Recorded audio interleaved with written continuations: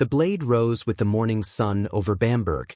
On May 1, 1573, a 19-year-old man named Frantz Schmidt stepped into the city square, not as a spectator, but as the executioner. Before him knelt a condemned thief, bound and trembling. As Schmidt raised the sword for the first time, the weight of his family's fate, the law of the empire, and centuries of stigma pressed down on his shoulders. With a single stroke, he began a career that would end 394 lives. Frantz Schmidt was not born a butcher, but a legacy.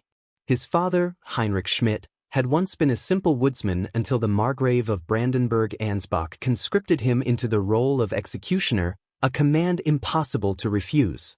From that moment, the Schmidt name became a mark of social exile. Executioners in the Holy Roman Empire were necessary but untouchable, tolerated by rulers, shunned by neighbors. Their children were often barred from guilds, churches, and respectable professions.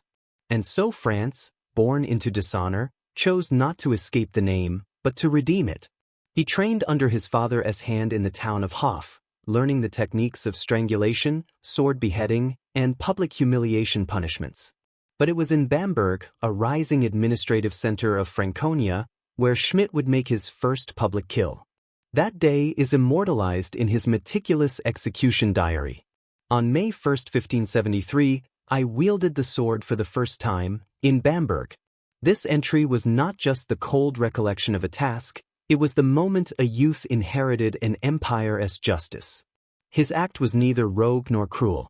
Bamberg's city council, like many in the empire, formally contracted executioners, recording their payments in ledgers like any other civil servant. One note dryly affirms, "The executioner Frantz Schmidt is paid for the sentence carried out." Behind this bureaucratic line was a young man who had just killed in the name of the law, under the eyes of the people who both needed and despised him.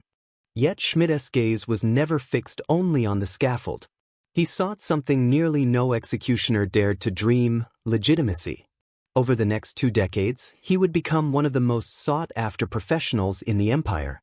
Schmidt had not only mastered the art of execution, he had transformed it into an institution. His rise was not just personal. It was a chilling testament to how, in the Holy Roman Empire, justice could elevate even the outcast, if he wielded the blade with enough precision.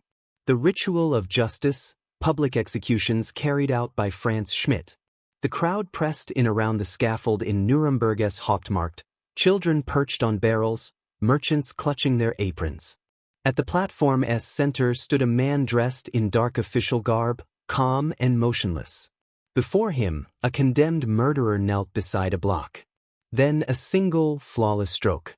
Frantz Schmidt had done his work, again. From 1573 to 1617, Frantz Schmidt executed 394 people across the Holy Roman Empire. But his career was not merely a parade of deaths. Each execution was a ritual of justice, shaped by imperial law, local custom, and deeply entrenched symbolism. To the city councils that employed him, Schmidt was not a figure of terror, he was a civil servant, a living instrument of law. The sword was his signature. In an entry dated July 15, 1589, Schmidt recorded the beheading of Andreas Rascher, a convicted murderer. "I beheaded Andreas Rascher with the sword. He had murdered a man on the road to Würzburg." The execution, carried out in public, was swift and precise. Sword beheading was considered the most honorable form of death, typically reserved for male criminals of higher social standing. The blade, unlike the rope or wheel, allowed the condemned to meet death with dignity. But it also demanded perfection. A failed stroke meant agony and humiliation. Schmidt, by all accounts, never failed. Other methods were far from dignified. On April 3, 1587, Schmidt executed a serial killer. The breaking wheel, one of the most feared punishments in Europe, was designed not merely to kill but to degrade and prolong pain. Arms and legs were shattered one by one with an iron club, often while the victim was conscious. Schmidt's entry is brief, clinical, but the horror of the scene is unmistakable. Such executions were reserved for the worst offenders, murderers, traitors, and blasphemers. Punishment was deeply gendered. Schmidt recorded the execution of a woman found guilty of infanticide. This was Saxtos, death by drowning in a sewn sack, sometimes with a dog or rooster placed inside. It was an ancient Germanic punishment, specifically prescribed for mothers who killed their infants. Though not always public, such executions were witnessed by officials and sometimes by the townspeople themselves. They were symbolic acts, the water's cleansing society of a moral offense too disturbing to bear. Even burning alive was not beyond his duties. Fire was reserved for those crimes deemed not only lethal but morally corrosive, poison, heresy, and sorcery. The spectacle was slow and devastating, with the crowd often surrounding the stake in silent witness. The point was not just death, but public purgation. There was no sadism in his actions, no revelry in death. The solemnity of the moment, the careful control, it was part of a larger system. His duty was not cruelty, but order. His blade did not waver because the state could not afford uncertainty. In a society where crime was met with ceremony, the executioner stood not on the fringe, but at the center of law. Frantz Schmidt's executions were not medieval chaos. They were statecraft. A man's limbs shattered on the wheel was a message. A sword stroke that fell clean was reassurance. In a world where justice wore a public face, Schmidt was its execution. From blood to honor, the unlikely legacy of the executioner. The stone at St. Roch's Cemetery bears no shame. No symbol of death, no whisper of disgrace. Instead, it honors a man once feared, now revered. Frantz Schmidt, vengeance's hand, healer's heart, honored in death as in life. For nearly half a century he ended lives beneath the public eye. Yet in the final years of his own, he began to save them. Frantz Schmidt's legacy is unlike any in medieval criminal history. Born into hereditary dishonor, his trade was one of social exile. The executioner was a necessary evil, employed by city councils, protected by law, but despised by nearly everyone. His children were shunned. His hands, though clean in the eyes of the empire, were ritually unclean in the eyes of his neighbors. In the year 1617, after executing his 394th condemned soul, he put down the sword.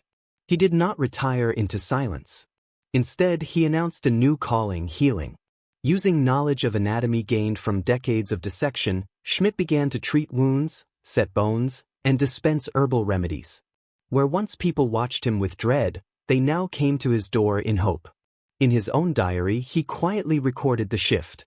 "I ceased serving at the block and began attending to the ill." This transformation would not go unnoticed. In 1624, Emperor Ferdinand II issued an extraordinary decree. For the first time in imperial memory, an executioner was declared ehrlich, honorable. The decree explicitly lifted the stain of Schmidt's profession, making him legally and socially equal to those who had once cast him out. Frantz Schmidt had executed the empire's justice with relentless precision. Now the empire returned the favor, with its highest honor. He died in 1634, not as a pariah, but as a respected citizen of Nuremberg. His grave bears witness to a paradox the medieval world rarely allowed, that a man of blood could leave behind not horror, but honor. His story forces us to ask, can a life bound to blood ever end in honor? Comment below, do you believe justice, when served by the hand of an outcast, can ever be truly accepted by society? From his official pardon by Emperor Ferdinand II, 1624, declared ehrlich, no longer stained by his office, and thus restored to honorable standing.